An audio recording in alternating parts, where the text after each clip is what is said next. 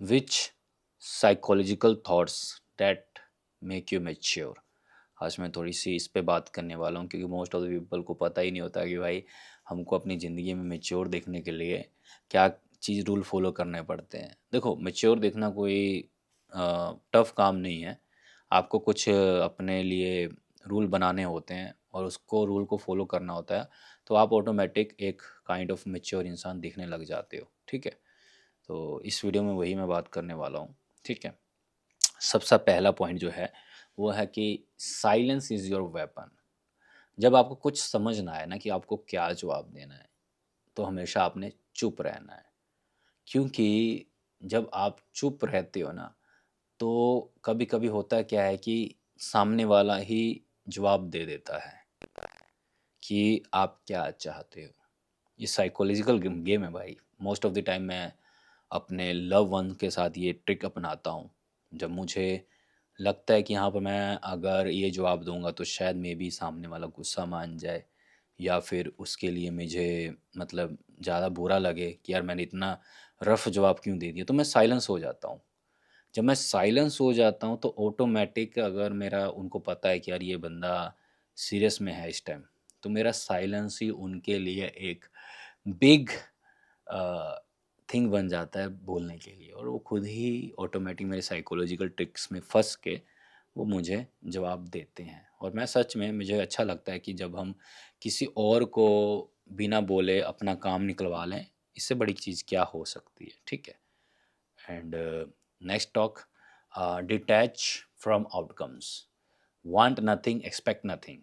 Life में एक rule बनाओ, आपने किसी से ना ही कोई उम्मीद रखनी है, ना ही आपने किसी का उम्मीद बनना है।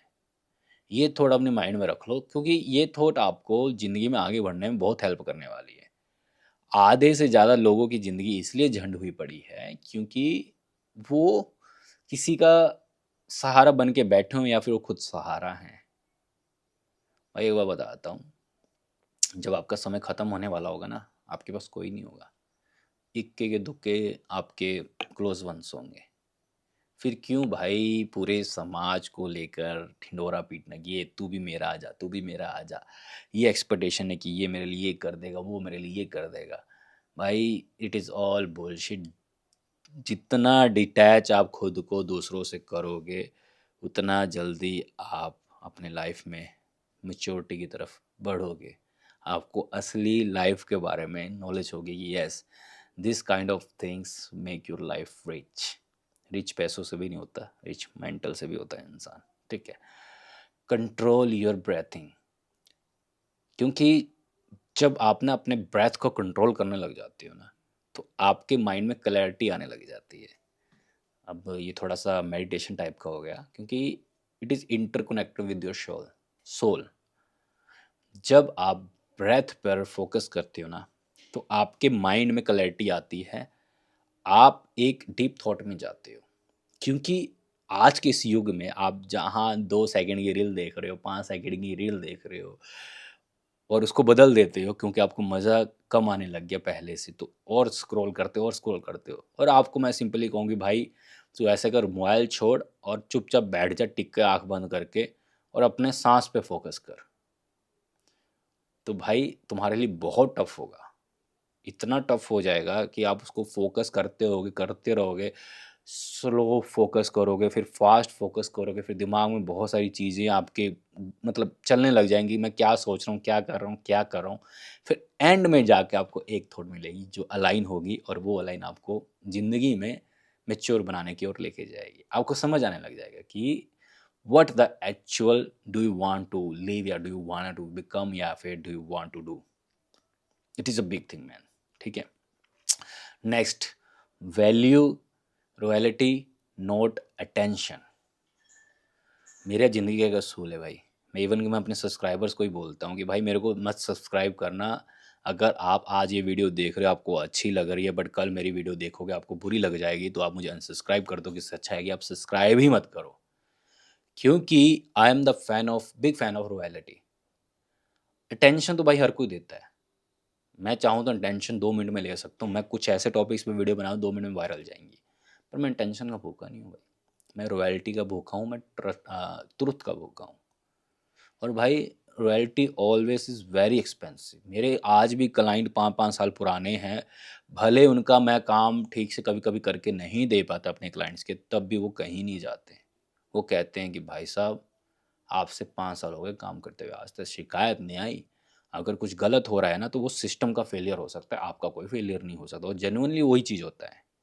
सिस्टम अपग्रेड होते हैं तो सम टाइम काम में थोड़ा बहुत वो आता है, डाउन आता है, बट वो आज भी कस्टमर है बिकॉज ऑफ माई रॉयल्टी। जबकि attention it is very cheap. Attention हर कोई दे सकता है आपको।